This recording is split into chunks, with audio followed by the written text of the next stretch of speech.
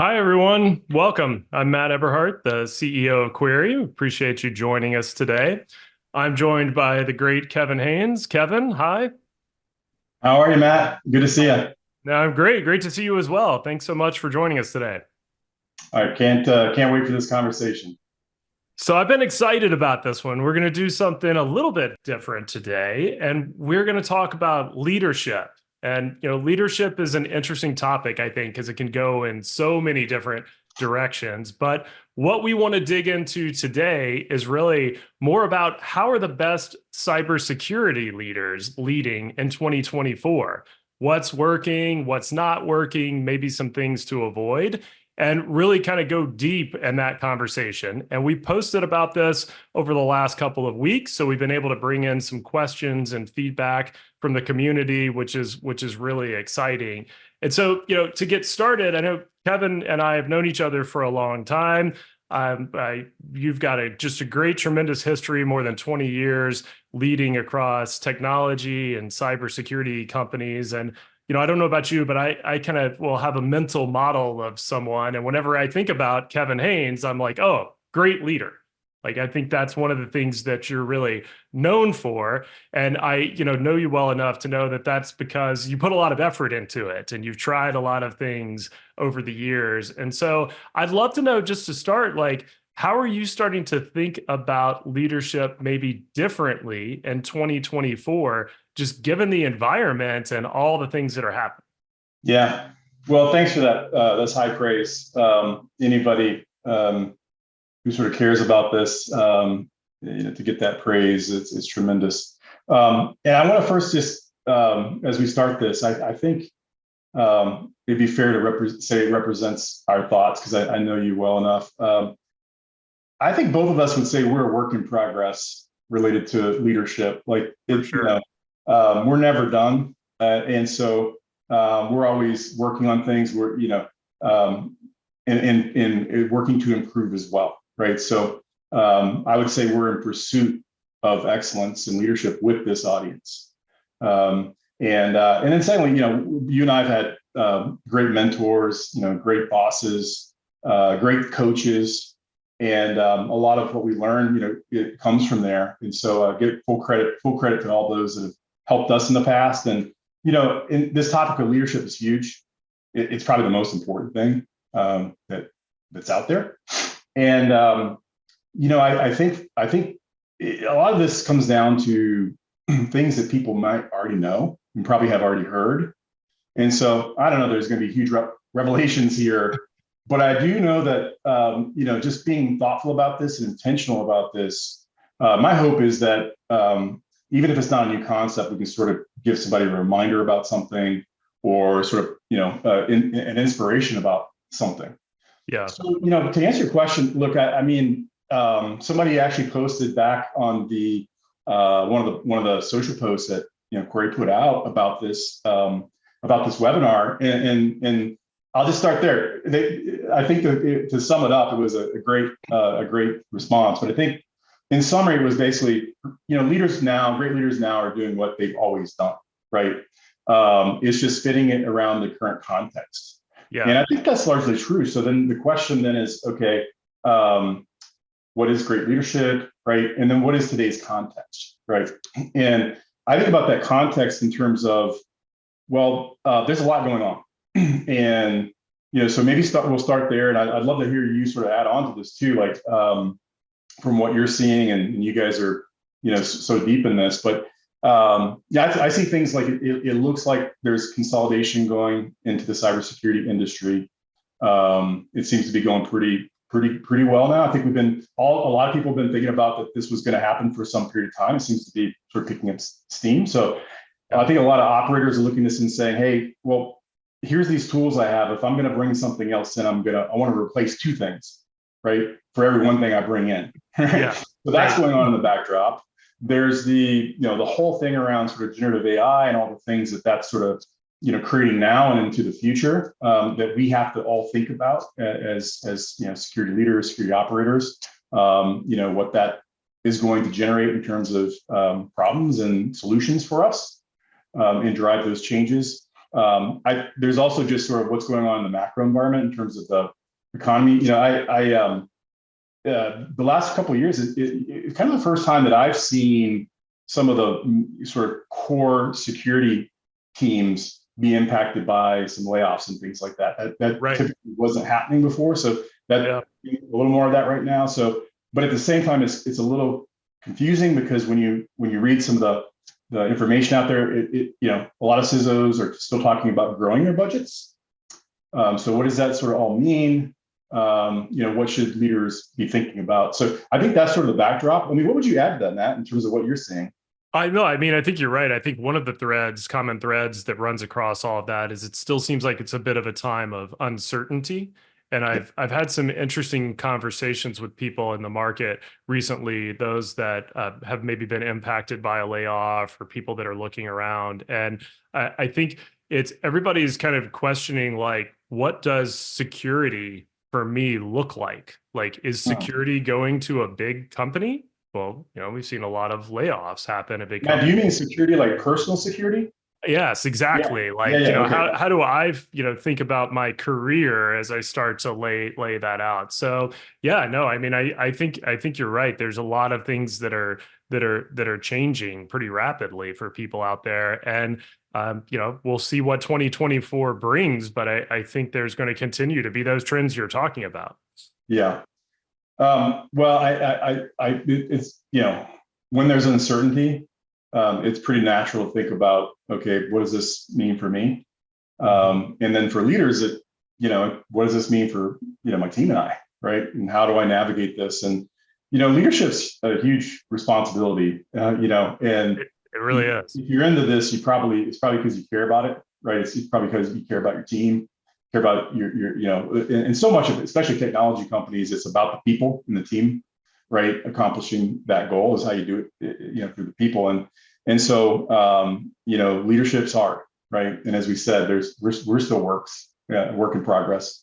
For So sure. trying to figure this out. And there's a lot of new things too, right? You and I were talking the other day about just some situations that are coming up now, that leaders are sort of like right in the middle of, that probably weren't necessarily things that were coming up 2 years ago, that are sort of pretty important now. So there's not necessarily a playbook for everything, right? Or something that's been tried and true, recipe you Yeah. can follow, because there's so much new coming out. Just think about, think about all the changes in just the last, I don't know, 18 months.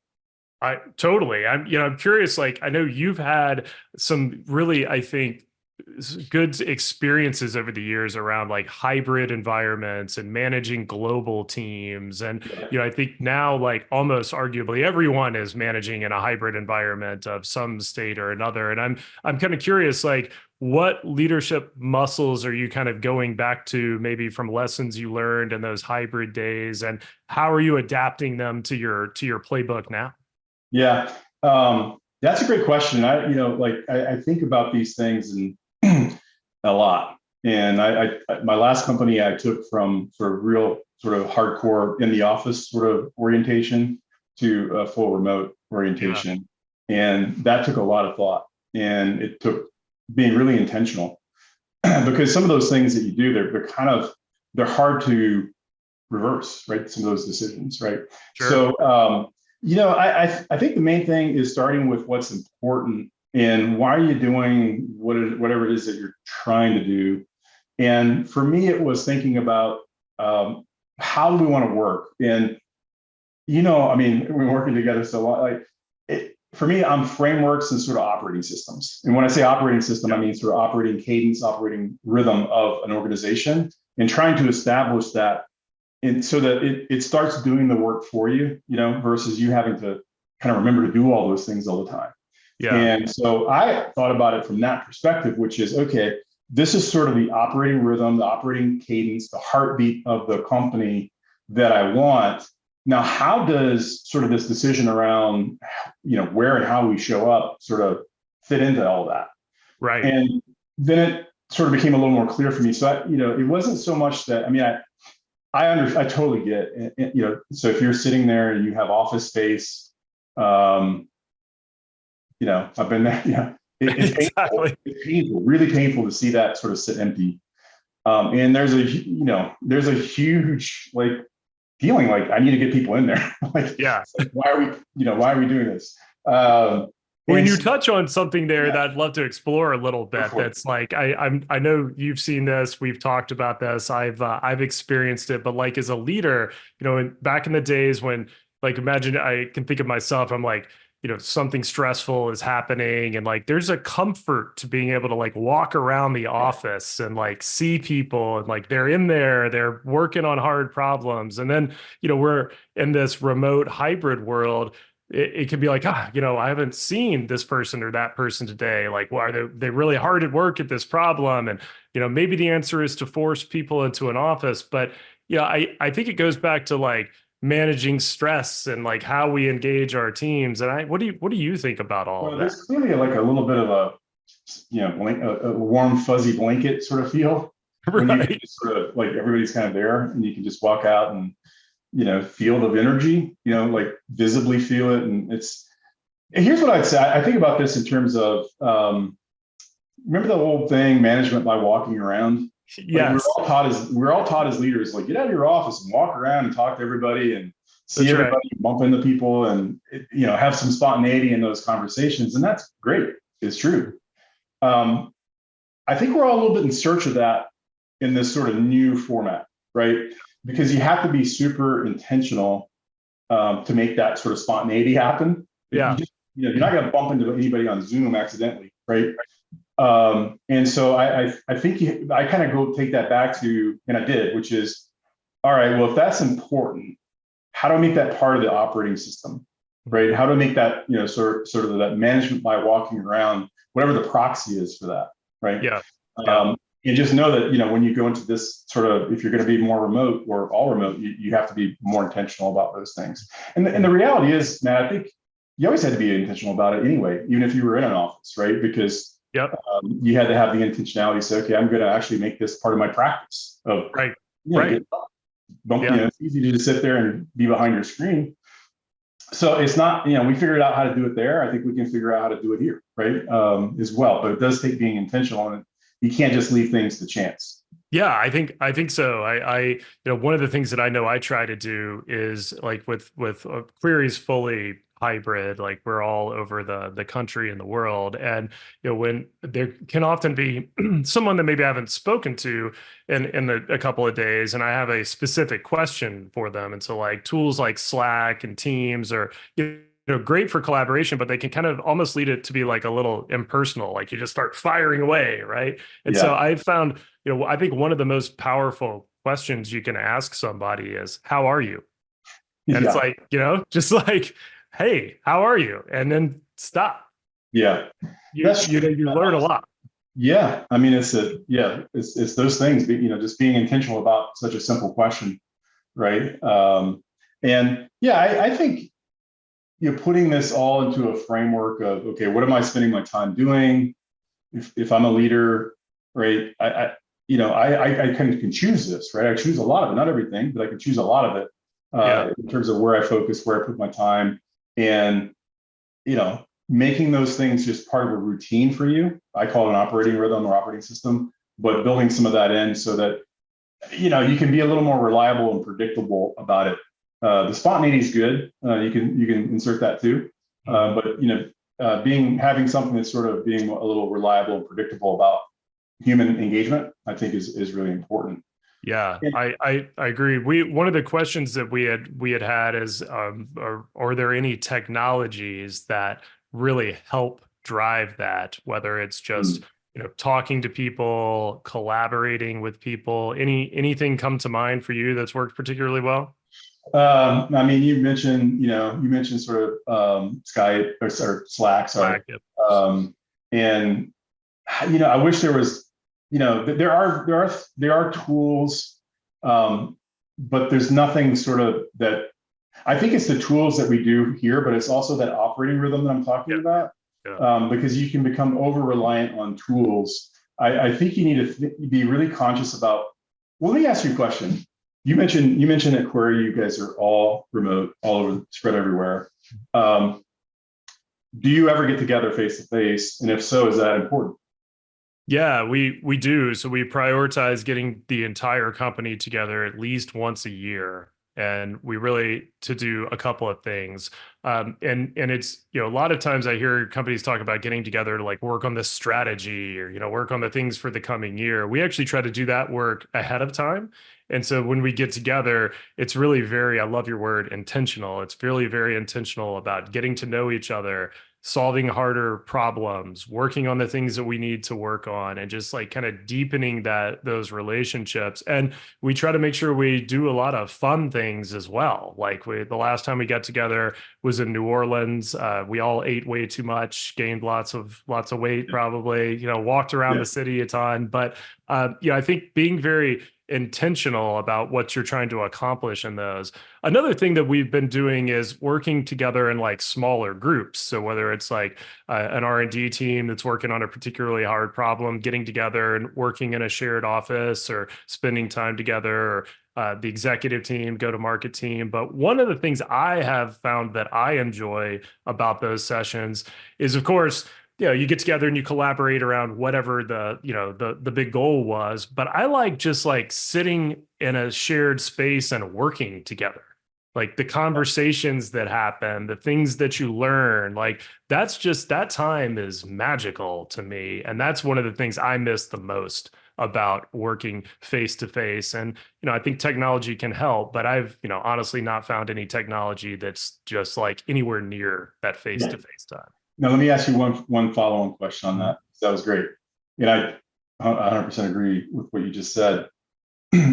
Would you want to work every day in the room with everybody?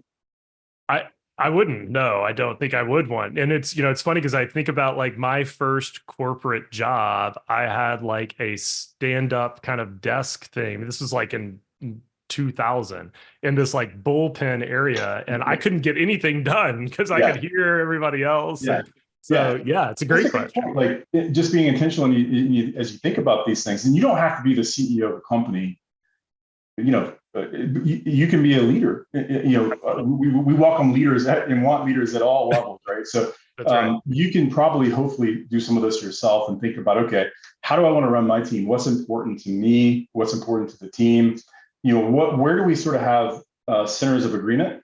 And a lot of people will, I think, agree that, hey, it is important to get face. I would like to meet my manager, whatever, right? Once a year, Yeah. twice a year, at least, right? Face to face.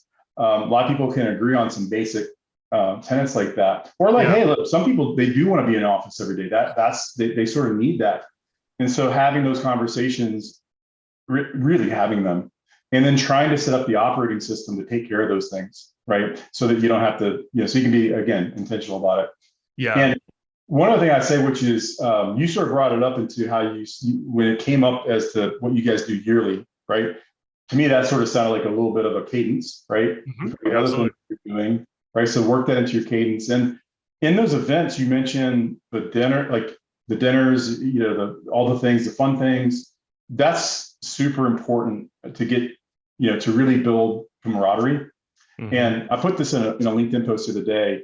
I remember back in the day working in the office and observing field teams or remote teams Yeah. that and I was so sort of based in the office. I was like, okay, that's how people sort of that's what forges the bond, right? Um, and watching these remote teams and seeing, oh my God, their culture like would crush this one, right? Yeah. That's sitting right side by side and really thinking about that. Like, okay, what makes that what makes that be true? Yeah. Well, And you it you really wrote comes a down to, great LinkedIn post the other day that maybe we can put in the comments, but that I think one of the things that it seemed like had reflected someone was this idea of like how do you build trust? And I think that like flows through what you're talking about, yeah, right? yeah. I've been thinking about, so somebody said something the other day, and it made me think about something that I've been pondering on for a while. And the thing was, somebody was like, hey, I don't know, there was going to be a meeting and they're trying to sort of get down the list of people that needed to go to this thing down to some manageable few. And the question was, okay, it came up, hey, the so and so need to be there, right? And somebody said, hey, look, no, if so and so is there, I do not need to be there. I do not need to be there if so and so is there. Yeah. But okay, what made that happen? Like, what is it that has to show up for that? Because that's clearly like trust. And I was thinking about, okay, well, that person, I actually asked that person later, like, okay, you were really confident that if so and so was there, you didn't need to be there. What had to exist to make that true? And it was like, okay, they understand like what I really am trying to do or what I really care about. Yeah. Right. They know like what's going to screw me up or what I just absolutely have to avoid. Right. And, like, I know that they're going to be sort of the voice in the room to sort of like, they would say the same things and have the same concerns and pushbacks that I would have. Yeah. So they're at that point, I'm redundant.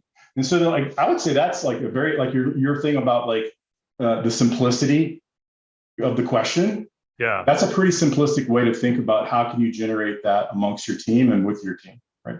Yeah, I mean, one of the things some of the folks that are on today were we worked with at SecureWorks years ago, and like one of the things you and I were big on was alignment, and like I think what better test of alignment, right, than if you've like people that understand the mission so well, understand the outcomes so well, understand the things that are that can be kind of moved along the way, and the things that can't. I mean, that's very powerful, and I think what you're describing is how a lot of really great leaders have always led their team. And you said this earlier, and I think it's so key that it's really about just how things have changed and how we're all being intentional about how we do what we do. I'm a big believer that to unlock great outcomes, like often the difference between a good outcome and a great outcome is the order in which you do things. Like that often you can kind of see the steps that need to be happen, but the order is so important. And I think the order in how we do things right now is very different than it was 10 years ago when everybody was all in one office. Yeah. This sort of gets to a core belief I have, which is, being growth minded. And I started at least my point on this, which was, I'm a work in progress for sure on leadership. Right. Me too. And that's sort of being growth minded, which is there's always something that I can learn or do better. Right. Mm-hmm. No matter what level, I feel like I've gotten to and I think if I were to give some advice, that's one of the things that leaders can do now to sort of lean into that, because there are so many things that worked pretty well a year ago or a year and a half ago that sort of aren't sort of working so good right now. Yeah. And if you're not growth minded about that, it's going to be problematic. And if you're a leader, it doesn't just impact you, it impacts a lot of people. And so if you don't want to change for yourself, change for your team. Yeah. Yeah.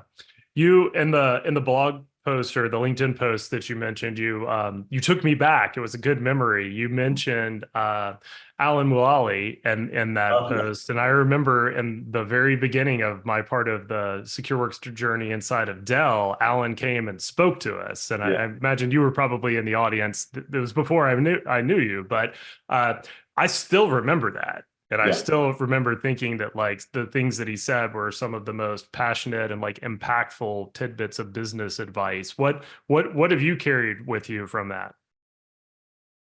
Man, that takes me back to well, one thing is I just say like what an impact a leader can have. I don't know how many years ago that was, but I can remember it like it was yesterday. 2011, probably 2012. Yeah. And so, and what was really so interesting, I thought about that meeting for a long time because it was so powerful. And yet he didn't really say too much. Yeah. I don't know if you remember this, but he had his prepared remarks for, I don't know, 5 minutes or something. And then he just stood there and just started answering questions. And some of the things that like just the impact of the things that he said, like he was at he was talking about his experience turning around Ford, and like he had all these executives that had been brought in before him that were pitching him on like how committed they were, and then he like walked out to the parking lot and there like wasn't a Ford in sight, and like the entire executive parking lot. He's like, clearly you all are very committed to this. So. Yeah, and for the audience here, there's a couple of good resources. You could Google Alan Mulally and you could just put in "working together management system."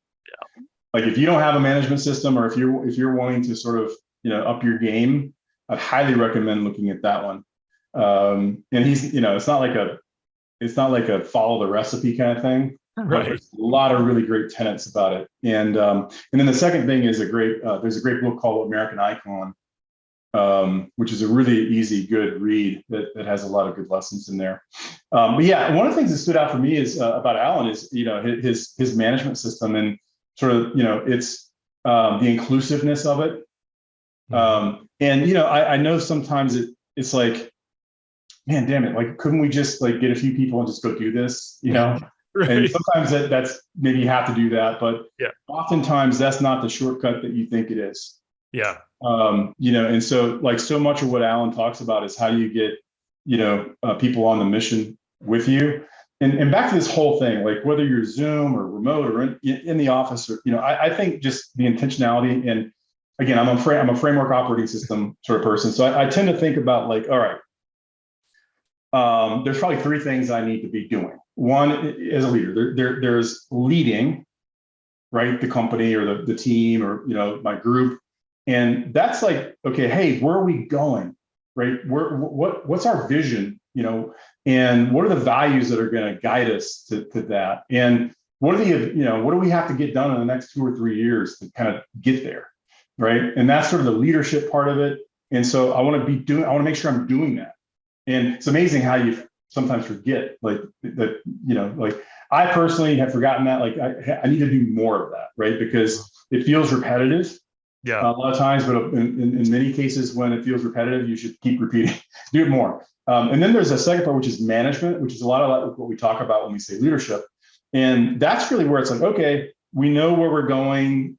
Like we know we got to get done in the next 2 or 3 years. Now, what has to get done by each group or each person in the company in the next 3 months, right? Yeah.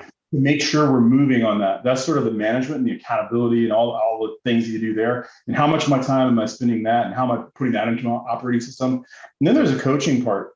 And I think too, this is where, particularly right now, with all this going on, all the things that we mentioned, all the change, all the turbulence, Yeah. coaching is really important and probably something we could all emphasize, which is like, okay, this is about we know what we're doing, why we're doing it, and what the goals are. How are we getting there? Right, Yes. week to week. Yes. How are we getting there? Week to week. What are we doing? And I think there's a other part of that which kind of feeds on something you said, which is and what are you trying to accomplish yourself personally, Hmm. right?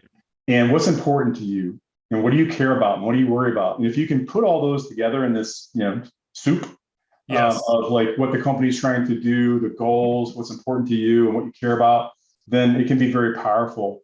And you like again, you can't use Zoom as an excuse. Like you're gonna have to do this whether you're all in office, you see each other Exactly. every day. Just because Yeah. you run into each other every day doesn't mean those things are happening. Sure. And you have to do that whether you're on Zoom. Now, one thing I said to you the other day, and I'll stand by it. I had Chat GPT. I asked Chat GPT to give me an example of a badge scan report. Yeah. Now, I love I this. used to get badge scan reports, and I like found like, I probably just I don't think I'll ever get one again. But I got it because I was reading these articles about how companies are saying, hey, that's what they're going to start looking at. Yeah. And it's like, man, I don't know if I hadn't seen one in a while. Hey, ChatGPT, give me one. And I was pretty sure what I would see, and I did. There was nowhere in there that I could glean any insight from as to engagement, Yeah. right? Or Yeah. alignment, or any of these things we're talking about. So don't get confused, about those things is for my advice.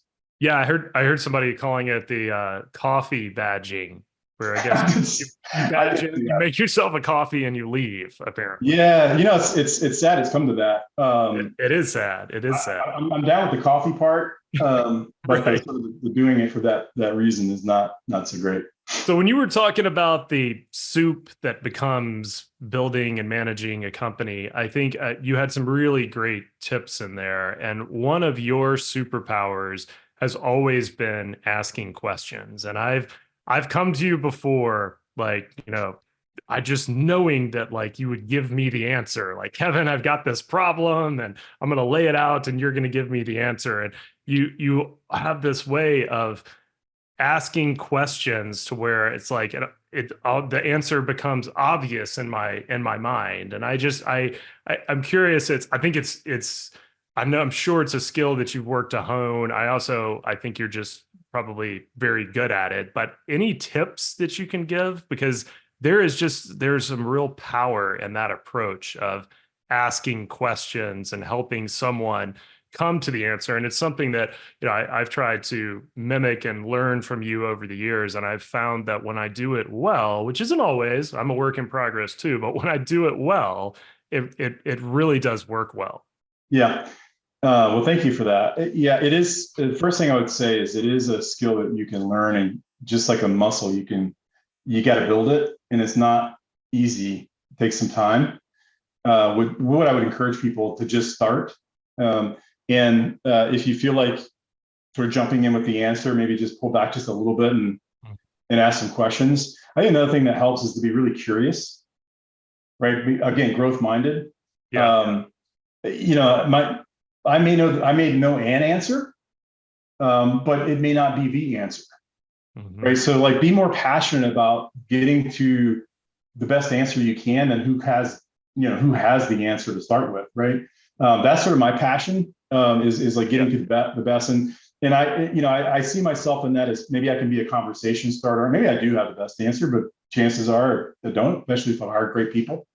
And so I'd say that just start there. And, the other thing I'd say is, it builds confidence in your team that they can find the answer. Oftentimes they do have the answer, but they need a sounding board, or they need to sort of think it through, or you can ask some questions that make them sort of see a different perspective, because oftentimes as leaders, we will have more perspective on things, or we will have, we will be able to see around corners maybe, right? And so to me, it's like, it's part of that coaching piece a lot of times, which is, I'm not necessarily telling you how to do it. I'm giving you a framework by which to think about these things, right? Now, if it's a decision that's going to sink the ship, and I think it's doing the wrong thing, obviously you have to intervene. Yeah. But most of the decisions we're going to be talking about here in this context are going to be things that are sort of, like, people have to learn, right? Yeah. They have to learn how to make good decisions, a decision framework, and a good process. Yeah. Yeah. I think one of the areas that I feel like I've tried to get better at over the years is, if I'm in a conversation, I feel like somebody's asking me to make a decision, I'll actually ask them that. Like, are you asking me to make this decision? And then I'll be clear on whether I think that it's my decision to make or not. That's And perfect.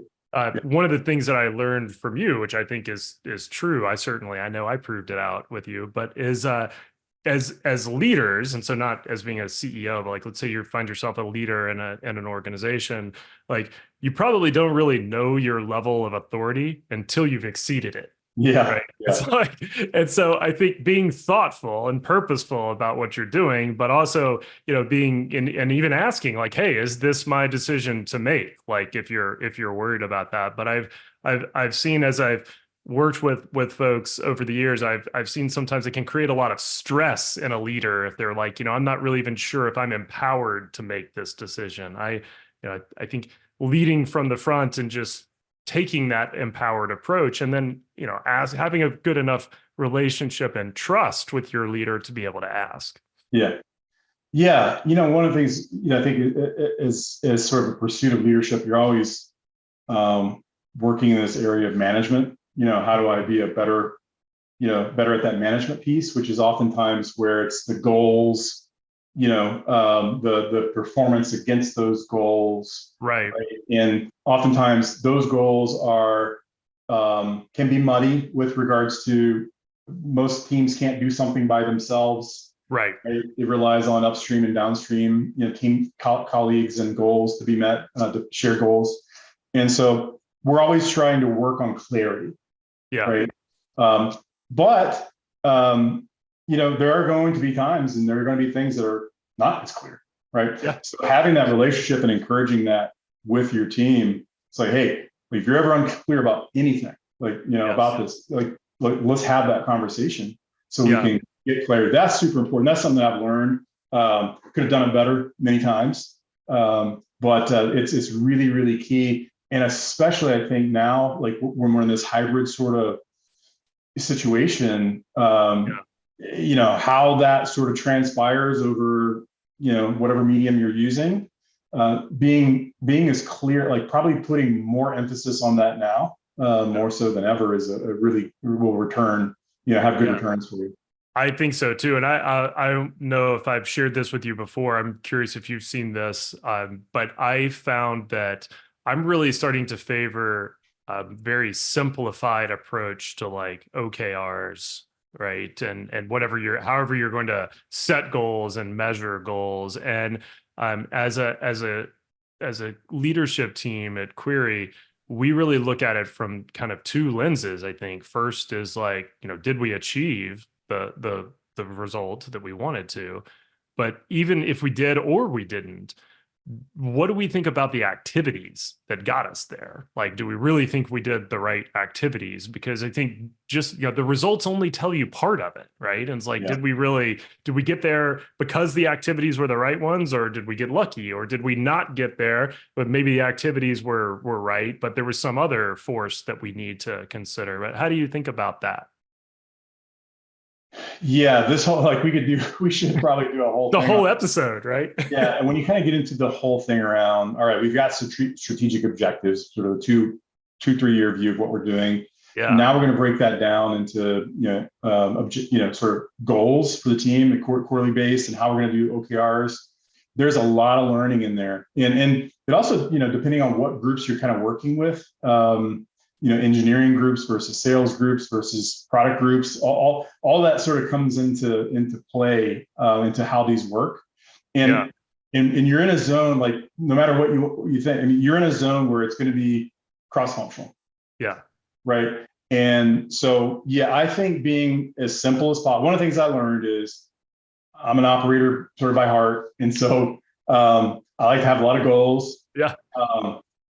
One of the things I learned is simplify, cut that down. That's right. Whatever I come up with, like, probably I need half that many, Yeah. right? You know, Right. focus on really what matters. I mean, that's the book, right? Measure what matters, Right. right? Yeah. It's a great So, book. like, can you figure out, distill down to the 3 or 5 big things, right?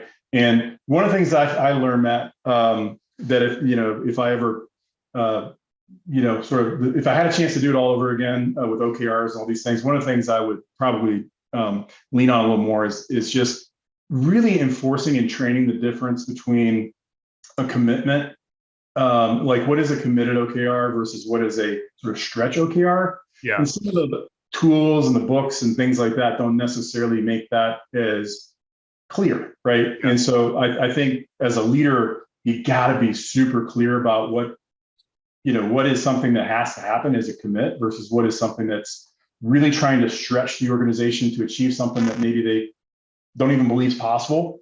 Yeah. And those are two different things. And by the way, if one of the things, as CEOs you learn is how to manage your board in that same thing, Mm-hmm. right? With regards to what's really a stretch versus what's a commit and those things. So I would encourage people to really lean in there, especially if you're in the leadership role or want to be, which is how can you get super, like, a lot of people, I've seen this, Matt, I'm sure you have too. You go to these, you'll go to a meeting where this is being talked about. Maybe you're sort of like not present, or maybe you think it's a waste of time or whatever you think, right? Yeah. And you don't lean in or whatever. And then sort of things just happen to you, Mm-hmm. versus you making things happen. And so Yes. this is an area that I'd say as a leader, you really have, like, you may not like it, may not be the thing that you want to spend your time, but this is an area that you really should really try to get really good at. Yeah. And there's lots of, like, as you said, man, this whole thing about, it's nuanced, right? Yeah.